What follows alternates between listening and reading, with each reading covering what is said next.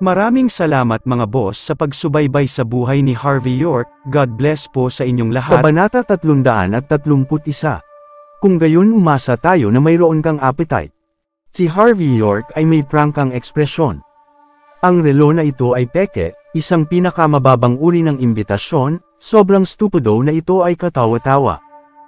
Ang sinumang may pinakakonting sentido komon ay lalampasan ito. Ni hindi na kailangan ng isang appraisal. Nakakatawa kang ignorante. Hindi mapigilang ituro ni Louis Zarate ang ilong ni Harvey. Ang huwad na lalaki na ito ay sumusobra na. Ang kapal ng mukha niyang sabihin ang mga kalokohang ito. Si Rosalina Iswell ay tumingin kay Harvey na may bahid ng disappointment. Ang pagkatalo laban sa isang profesional tulad ni Louis ay hindi nakakahiya. Ngunit ang pag-uugali ni Harvey ay nagpasamalalo sa kanya. Tila medyo kainahinala si Rosalie. Bakit nagbigay si Harvey ng talagang kakaibang timpla kumpara sa dati? Na-misjudge ba niya siya? Casual na sinulyapan ni Charles Zarate si Harvey at ngumiti. Masarap maging mapagkompetensya kapag bata ka pa. Ngunit kung minsan, kailangang aminin mo kapag natalo ka. Walang saysay sa pagiging isang talunan. Natural, sigurado rin si Charles na ang antigong relo ang real deal.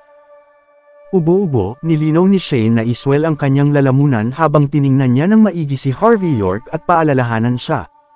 Naku Harvey! Kung talagang sa tingin mo na ang antigong relo ay peke, dapat kang magbigay ng konting, kahit papaano na wastong paliwanag. Sumulyap ng mabilis si Harvey kay Shane. Ang old fox na iyon ay alam na ang sagot, ngunit hindi niya tutulungan si Harvey, sa halip ay gusto pa niya na si Harvey mismo ang makatuklas nito. Malinaw na sinusubukan ni Shane na huwag ma-offend si Charles. Ang bait naman niya, ang old fox na ito ay talagang tuso at magaling, talagang sinusubukan niya ang aking spirit of deadly mind.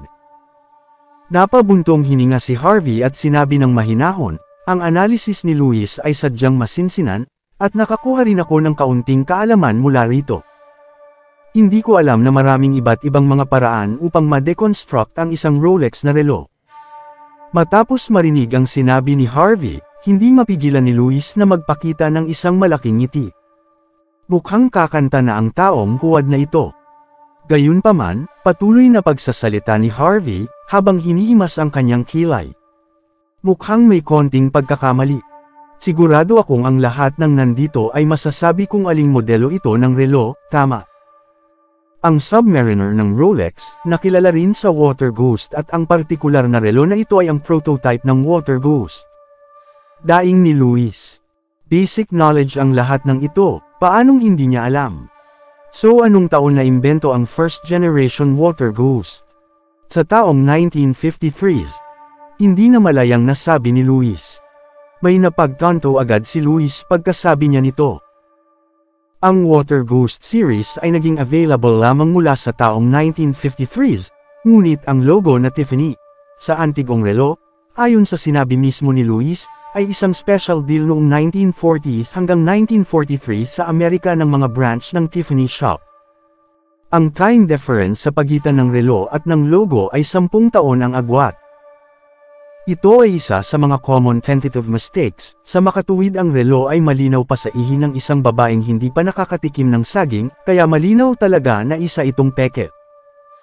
Isang kahihiyan na si Louis ay isinasaalang-alang lamang ang mga teknikalidad sa historical evolution ng nasabing antigong relo para sa appraisal, ngunit nakalimutan ang tungkol sa sentido komon. $200 tops, mahinahon na nagsalita si Harvey. Master na Iswell, naganso ka kung binili mo ang relo ng higit pa sa halagang iyon. Umikot ang mga mata ni Shane at hindi makaimik. Gumastos siya ng $1,000 para dito, ngunit kung totoo ang sinabi ng bata sa gayon ay naganso nga siya, wala stick. Paano ito nangyari? Kinuha ni Louis ang antigong relo, at hindi makapaniwala sa napag-alaman ni Harvey, at tiningnan ang likuran ng relo. Nagsimulang manginig ang kanyang katawan nang makita niya ang simple at crude na core ng relo. Isang pekeng relo. Kasing peke ng inaakala mo. Ang kritikal na punto ay nagkamali siya ng paghuhusga tungkol sa nasabing relo, na wala at napunta sa isang huwad na tao. Bahagyang binuka ang bibig ni Rosalie, Ang mga nagtataka niyang mga mata ay paspusang tinitigan si Harvey habang namumula siya na parang hinog na makopa. Pinagdadahan niya ang mga kakayahan ni Harvey dati, hanggang sa napag-alaman ni Harvey kung ang relo ay peke o hindi gamit ang pinakakonting effort. Hindi ito talento na maaaring magkaroon ng isang tulad ni Luis. Sa sandaling iyon ang mga ranggo ni Harvey at Luis sa kanyang puso ay nakatakda. Maraming salamat 132. Ito, nanigas si Charles Zarate sa lugar. Kahit na siya ay inaakala na ang relo ay totoo. Hindi niya alam na ang isang pekeng relo ay maaaring mapeke ng ganito katindi. Sa sandaling iyon, ang kanyang mukha ay naging maasim na parang sukang dato puti. Hindi ito aaminin ni Charles at Luis Zarate. Ang mga ito ay labis na mapagmataas at hindi man lamang kinonsiderang suriin ang Antigo sa pinakasimpleng hakbang. Kung ginawa nila ito, maaaring hindi sila nagkamali ng husga tungkol sa Antek.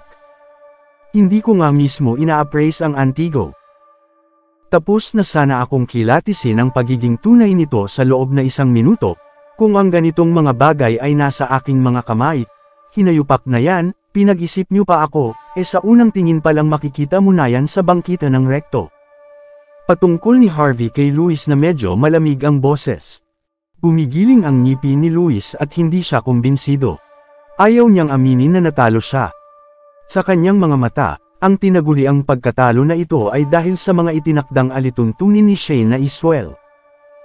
Kung hindi dahil doon, paano niya napagkamalan ang peking relo na ito para sa isang totoong relo?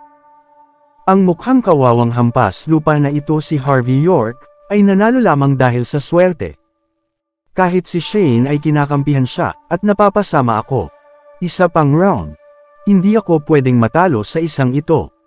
Malamig na sabi ni Luis habang bumubulong-bulong na parang pusa dahil sa tingin niya ay naisahan siya ng isang matinik na daga.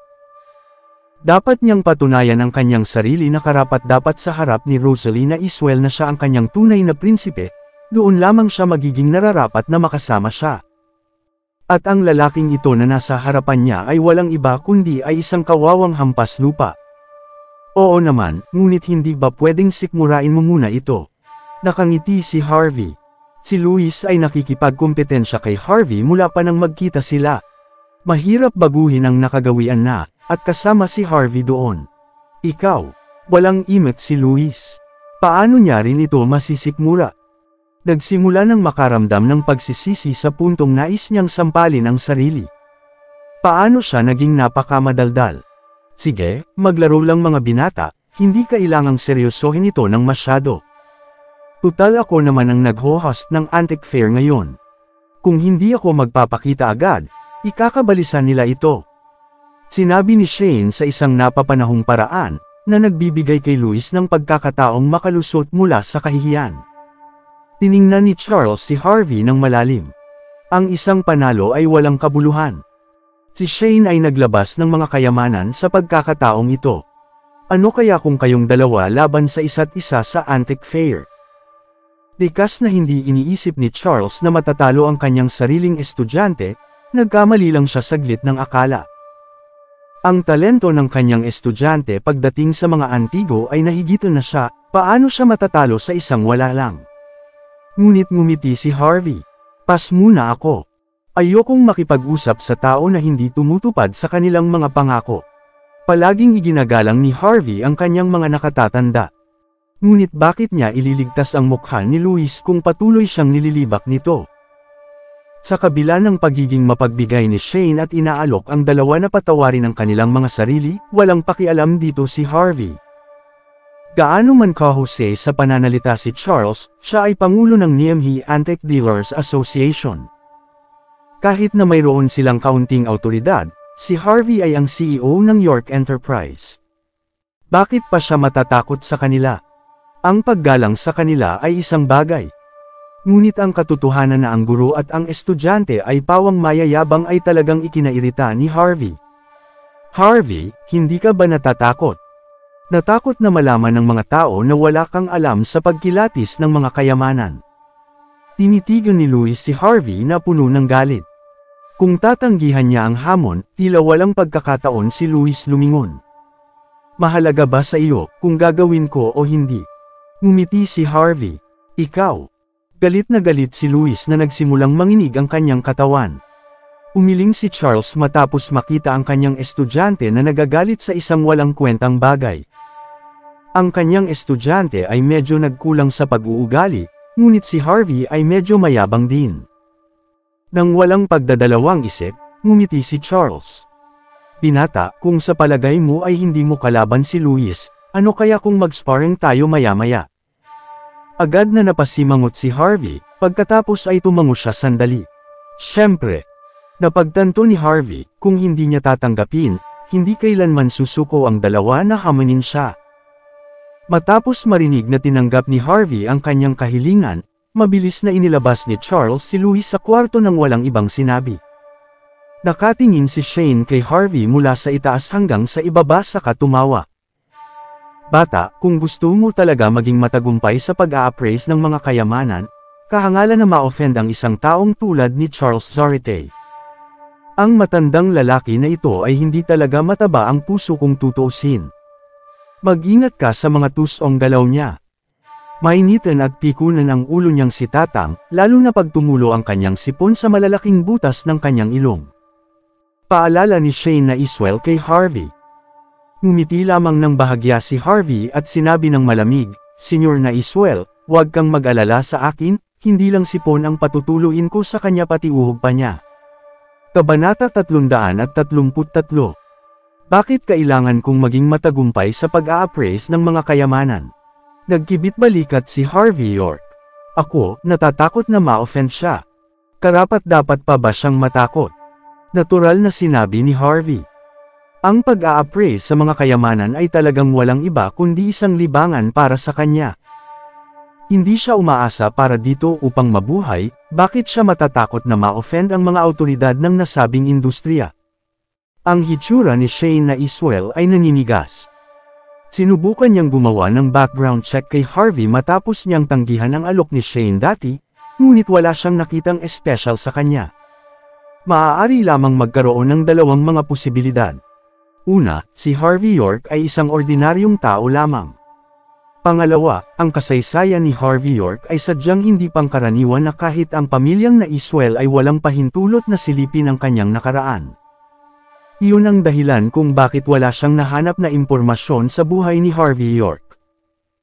Ganun ba siya kalupit magtago ng sekreto sa buhay niya? Labis na nagtataka si Shane na Iswell, sa buhay na meron si Harvey. Ngunit, hindi iniisip ni Shane na ang taong tulad ni Harvey ay isang ordinaryong tao lamang, kaya maaari lamang ng isang paliwanag. Isang York, ang pamilyang York sa South Light. Ang tanong ay, wala pang nakakarinig ng ganoong figura na tulad nito sa pamilyang York. Hindi lubos maintindihan ni Shane ang misteryong ito. Ngunit ang lahat ng ito ay normal, si Harvey noon ay naipatapon ng 3 taon ng pamilyang York at binura ang lahat ng bakas na nauugnay kay Harvey sa pamilya. Bilang isang outsider ni Shane, natural lamang na hindi niya narinig ang tungkol kay Harvey dati. Nang walang pagdadalawang isip, ngumiti si Shane. Sa totoo lang ang mga antigo na pinapasilip ko sa mga tao ay hindi ordinaryong mga bagay. Mas mabuting mag-ingat ka. Kung matatalo ka sa harap ng lahat, alam mo naman ang matandang lalaki, malamang ay ihagis ka niya sa ilalim ng bus ng buong lakas. Inikot ni Harvey ang kanyang mga mata. Paano mo ako masisisi dito? Kung hindi dahil sa iyong kaibig-ibig na apong babae, paano pa ako labis na kinasusuklaman ng guro at estudyante ngayon? Tama, Harvey. Kailangan mo ba ng tulong ko upang kumbinsihin si Charles? Sabihin mo sa kanya na tumigil na, nakalabanan ka, pagkatapos ay maililigtas mo ang iyong sarili mula sa iyong kahihiyan. Sinabi ni Shane kay Harvey na may mabuting intensyon. Pas ako, umiling si Harvey. Alam mo ba kung gaano ako kakumpiyansa na talunin ang dalawang iyon? Gaano kakumpiyansa? Na-curious si Shane. Ang binatang nasa harapan niya ay hindi pa ipinakita kung ano ang kaya niya, ngunit ang kanyang masigasig na mga mata para sa pag-appraise ng mga kayamanan ay saktong-sakto. Sa sandaling iyon, ay na-curious din si Shane kung paano nila matalo si Harvey. 100%. Tulad ng lakas ni Taguro. Casual na sinabi ni Harvey na parang wala lang ito sa kanya. Ngunit pagkatapos marinig ito, si Shane ay nanigas sa lugar. Nagkamalay siya pagkatapos makita ang silhouette ni Harvey habang papalabas na siya ng silid at pagkatapos ay hinabol siya. Si Rosalie naman ay natulala na lang ng tingnan si Harvey, pagkatapos ay nahimasmasan ng tapikin ang sarili at lumabas ng silid. Ayaw niyang aminin na si Harvey sa sandaling iyon ay tila naengkanto siya sa punto na siya ay tila nanghina sa pagkasilaw. Siya ang dalaga ng mga naiswel. Kahit na humanga siya sa isang lalaki, paano siya umabot sa puntong nahuhumaling siya? Hindi ito pinapayagan ng kanyang pride, lalo na't kasal ang lalaki. Sa ganoon ding oras, sa ballroom. Sa sandaling iyon, halos isang oras na ang lumipas mula sa oras na nakasulat sa invitation para sa antique fair. Ngunit si Shane ay hindi pa nagpapakita, ang mga taong dumalo ay nalilito at naguguluhan. Siyempre, medyo ilang mga tao na sa loob nila ay lumaki ang sama ng loob. Ngunit, sa sandaling iyon ay hindi nila ito magawang ilabas. Dahil ang mga naiswel ay naghohas ng antique fair, ang kauna-unahan sa Niamey. Mataas ang standards at mahigpit ang mga patakaran. Sa okasyong ito, wala ring mga ngahas na magsabi kung si Shane ay mahuhuli ng ilang oras at ang lahat ay matiyagang maghihintay doon. Bakit wala pa si Master na Iswell? Paano siya hindi pa narito sa tamang oras lalo na sa okasyong ito? Ni wala siya dito ngayon, may nangyari ba sa kanya? Si Sean Zimmer ay patuloy na tumitingin sa paligid na curious. Bihira para sa pamilya Zimmer na makadalo man lang sa isang event na kasing laki nito. Mas takot sila sa mga aksidente na maaaring mangyari kaysa sa mga naiswel. Wala akong pakialam kung dumalo si Master na Iswell, ngunit ang walang kwentang basura na iyon ay talagang hindi dumalo. Hay, hindi ko alam ano ang iniisip ng walang kwentang basurang iyon ngayon. Hay, wala talaga akong ganang kumain ngayon. Gusto kong umuwi at paluhurin siya sa harapan ko. Gandang pakinggan ano. Si Zack ay gumawa ng mukha na puno ng saya. Kabanata 334. Tinekpa ni Queen Zimmer ang kanyang bibig habang nakangiti. Bakit ka nagmamadali?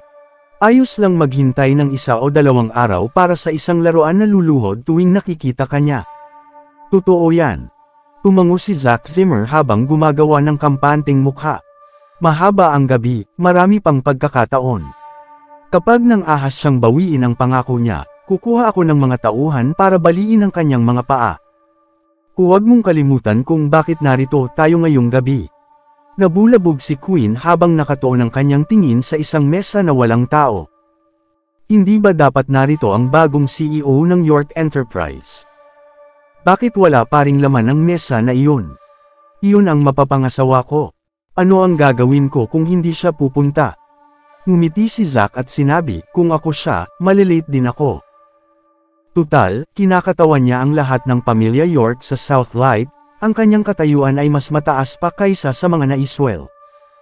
Ang katotohanan na handa siyang dumating ay pagbibigay-pugay sa mga naiswel. Kahit hindi siya dumalo sa huli, ano ang magagawa ng mga naiswel tungkol dito? Pinag-iisipan ito ni Queen at humantong sa parehong conclusion. Ang kanyang makakatuluyan ay superior at dominante. Ngunit kung wala siya rito, paano ako dapat gumawa ng inisyatibo? Matapos makita ang mga bata at mga magagandang mga babae sa paligid, nakatingin din sa walang laman na mesa na handa ng kumilos, naramdaman ni Queen na may kasamang galit na dumadaloy sa kanyang katawan. Kayong mga haliparot kayo, ang kakapal ng mga mukha niyong lapitan ng magiging asawa ko. Ngunit ako, si Queen Zimmer ay narito, lahat kayo ay walang laban sa akin. Nangangalit ang mga ngipin ni Queen, ngunit ang puso niya ay nagagalak. Ayos lang kung hindi dumalo ang bagong CEO ng York Enterprise ngayon. Ang pamilya Zimmer ay makikipagtulungan pa rin sa kumpanya, may pagkakataon pang magkita. Kung pumunta siya ngayon at dikita ng iba pang mga haliparot, masyadong malaking gulo. Sa sandaling iyon, ang dating tahimik na hall ay biglang napuno ng ingay. Ang mga taong nakaupo lahat ay tumayo kaagad upang salubungin siya ng walang bahid ng sama ng loob na makikita. Master na Iswell. Idol kita, Master. Pinapanood ko ang iyong mga palabas, Master. Master, sana mag-host ka pa ng maraming antique fair sa Niamey. karangalan namin. Bumabaha ng papuri.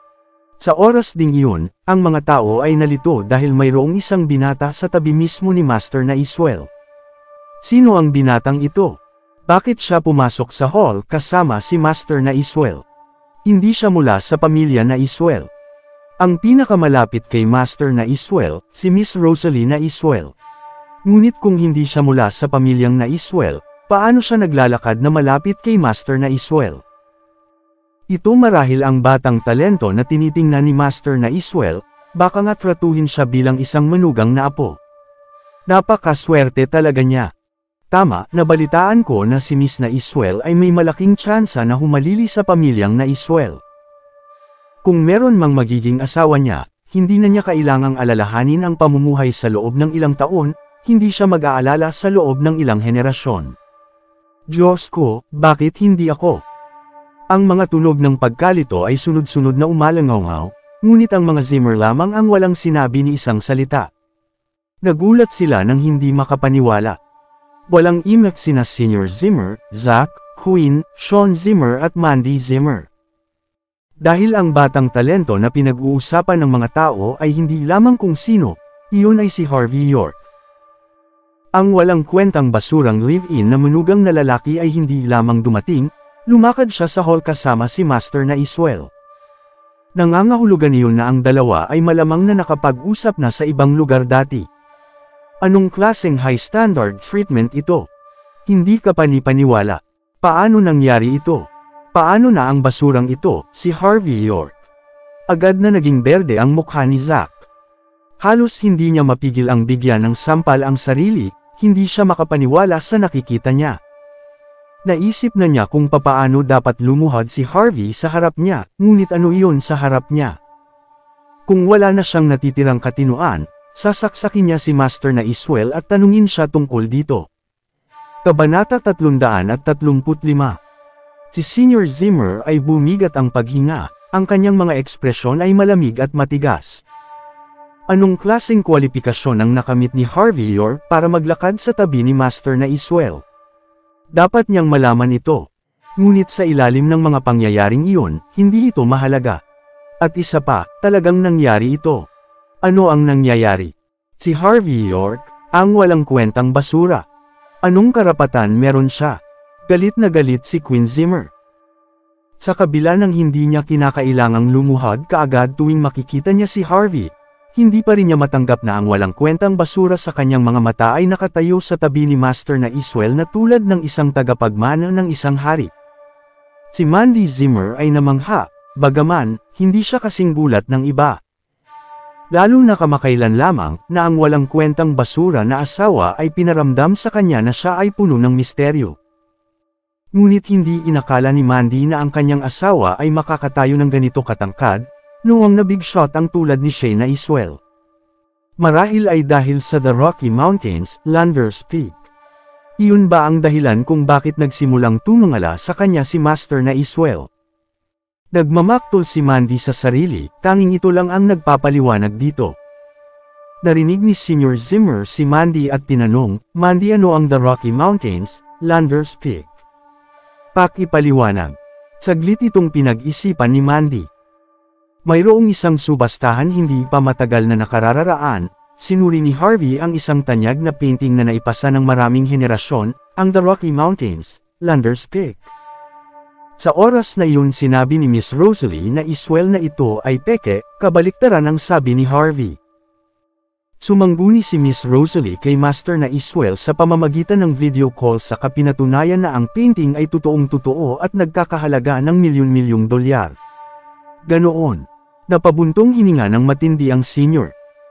Naisip niya na si Harvey ay may isang pambihirang background, ngunit puro swerte lamang na nakilala niya si Master na Iswell at naging kaibigan sa kabila ng agwat ng edad. Tama, so nasaan ang painting? Walang malay na tanong ni Senior Zimmer. Kung ito ay nasa kamay ni Mandy, mapapasa kamay niya ito anuman ang mangyari. Isang painting na naipasa ng maraming henerasyon, ang halaga ay higit pa sa imahinasyon ng sinuman. Naguluhan si Mandy.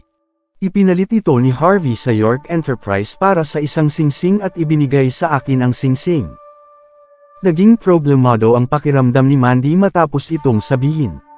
Si Harvey at palaging sweet sa kanya, ngunit tanging duda ang nararamdaman nito sa kanya. Narinig ito ng mga Zimmer sa tabi niya at tiningnan si Mandy na parang naiintindihan nila ang buong kwento. Hindi nakakapagtakang kasundo ni Mandy ang mga York Enterprise, ito ay dahil lamang sa nagbigay siya ng isang napakagalanteng regalo ang The Rocky Mountain, Lander's Peak. Akala ng lahat na mayroon siyang talento, lumalabas na siya ay isa lamang unan na may embroidered case na dumaan sa likuran. Kasabay nito, si Master na Iswell ay naupo sa upuan ng host. Casual na naglakad si Harvey at umupo sa kaliwang bahagi. Ikinagulat ng lahat sa bulwagan ang kanilang nakita. Ang isang lalaki na hindi nagmula sa mga na-Iswell ay nakaupo sa pangalawang pinakamahalagang upuan sa buong lugar. Ano ang nangyayari?